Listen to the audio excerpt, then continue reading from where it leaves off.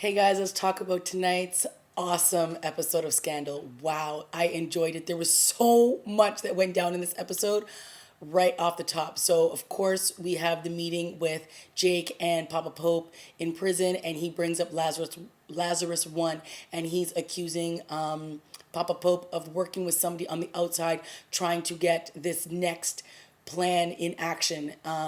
He figures they've taken him down for B613. Now he's trying to implement this new plan, which is Lazarus 1. And what is that going to entail? God only knows. So throughout this episode, we had what seemed to be like this investigative reporting on Olivia Pope.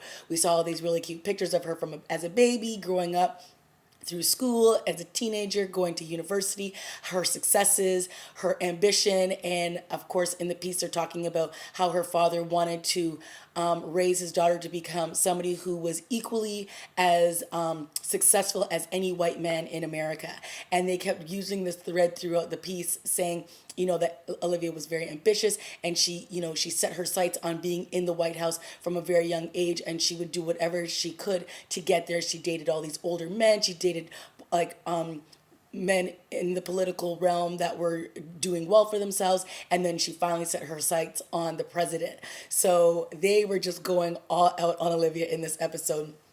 And they did not pull any punches. Like, they went in dirty. They were just accusing her of everything. Just, again, using that coded language, which I love that they brought up at the end, when they tried to do all these interviews defending Olivia, and how the media is trying to use dog whistle politics to, basically slut shame Olivia, because they can't say that she was a whore. They can't say this because she's never been that person, but they're just trying to throw out all this language, sassy, ambitious, all these things that are just coded in language that we all know what they're really trying to say, right?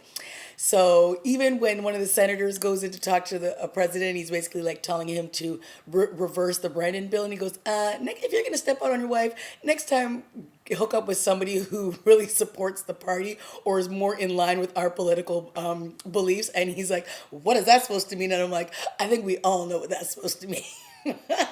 Wow, this episode was nuts. They were all over the place. We were in Paris with Jake and or Charlie, and we meet this woman who is apparently Jake's ex-wife. What? Did we know that he was married? I don't know if I knew that. And her name is Elise. That's her alias. She was also a spy, and they were married, and they were supposed to meet at Grand Central Station or something like that. And she never showed up. Do I believe that she got shot by this guy? No. I think she gave herself a self-inflicted gunshot wound to the arm, self-inflicted gunshot wound to the arm, because all of a sudden the cameras went all grainy and fuzzy, and you could kind of hear the audio and you heard the gunshots. She's like, oh, I shot him. I'm like, the jig is up. We all know you're probably working for Papa Pope. I don't trust any of that. So of course, Jake is like, oh, why don't you come back with me to America? I'm like, no, Jake, no. Don't trust the chick. She looks like she's dangerous. Yes, so all that went down, and then of course we got reintroduced to Marcus, which was really cool. Can I just say how much I loved right off the top? As soon as they started playing the music, I'm like, this is the music that they played in the pilot episode of Scandal, when Harrison was basically saying the exact same thing to Quinn to get her to work at Pope and Associates. And I love that when she's like, do you want to be a gladiator? Do you want to be this? Do you want to be that? And he's like, no. He was like, I've seen how you guys operate, and I don't want none of that. He was like, you people are crazy. So I love that it was like the reverse of how she reacted when she was asked to be the job. She's like, yeah, I want to be a gladiator. I want to do that. I want to do that. And he was like, deuces.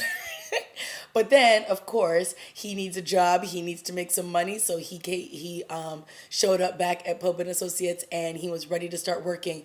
And I like that he was like, look, if you're going to hire me, I'm doing things my way. I'm not doing it the way you think I'm supposed to do it. So when he was really upset with the fact that, they were throwing Olivia under the bus, not acknowledging the fact that she went to a university, an Ivy League school in Europe, but all they're just talking about is, how she's picked herself up by her bootstraps, and she's like some success story from the ghetto. It's like, no, she's not. So of course it's one of those things where you're a woman, you're a black woman, and you're just gonna get that extra layer of just being degraded, right?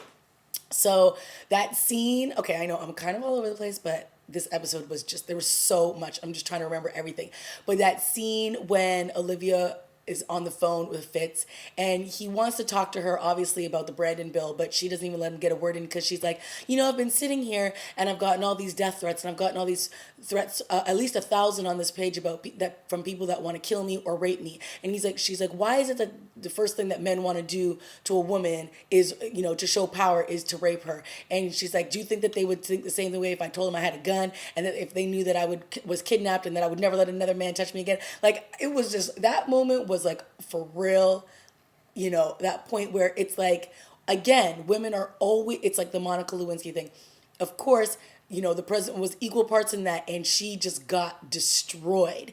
And again, I know Olivia says that this is what she would do if she was the fixer. She would throw the woman under the bus and make her look like she's just some woman out there, trying to get far ahead in life and exploit her that way. And you just see the damage that it does. And so when she's sitting there and she's like, I'm losing it, she's like, I'm not all the way there, but I'm getting close, right? And it's just that moment where you can't do anything to defend yourself because they're just going to come at you from all sides. And I was a little disappointed the fact that Olivia basically hid in this entire episode again. And it's like, you are a fixer. You should have had a plan if you were going to say yes so adamantly that you were his mistress. So I'm just a little disappointed that she's not really doing anything to save herself in these episodes. It's like, you knew this was the angle that they were going to take. You knew that they were going to just destroy you in the media, and that's basically what they're doing. And she just doesn't really have an escape plan for this, and I'm shocked at that. But that moment there at the end, okay. The other really great scene in this episode was when Fitz is playing hide and seek with his son. And this, once again, is a moment where they humanize Fitz, because there's a lot of times where he just looks like a caricature to me. He's just like barking orders, or he's just doing whatever Olivia tells him to do. He's freaking off like at the drop of a hat. And you're just like, why are you president again? Why does Olivia love you? I'm confused. I don't get it.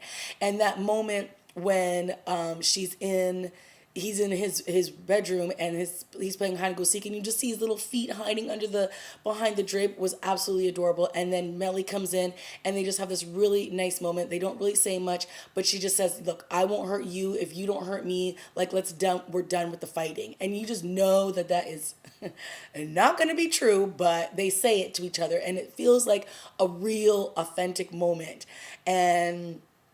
And of course, you've got Cyrus buzzing in her ear, talking about impeach the president, do it, because this is what's going to catapult you to become president, because once the vice president steps into that role, she's just going to be a disaster. Then they're going to really want a real strong woman in the leadership, and that's when you swoop in. And I was just like, I can't take anymore. This episode was just firing on all cylinders, okay? And that speech that Cyrus gave Melly when he was like, your son is dead. At least you know where your son is. He's good. Things can't get any worse for him. And I'm like, and he starts going on about how Fitz is his son and he's his soul. And I'm like, don't you have a daughter?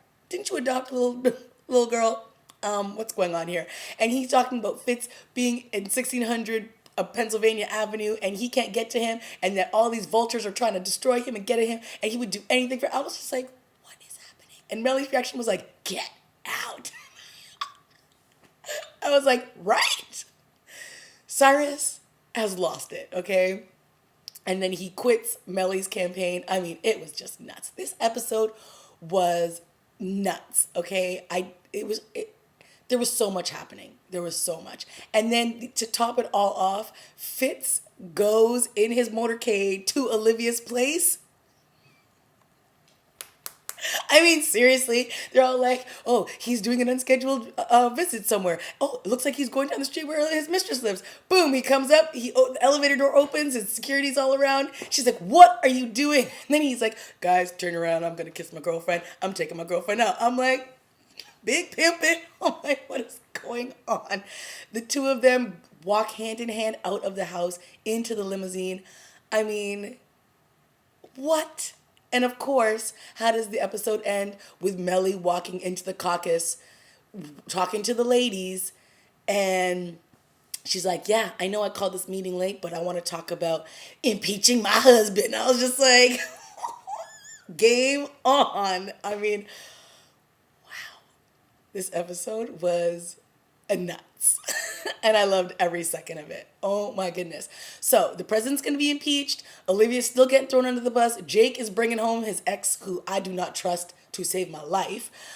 Charlie's back in the mix. Yay, like him. Marcus is now working for OPA. And I like that scene where he's like, who's going to tell Olivia I work here?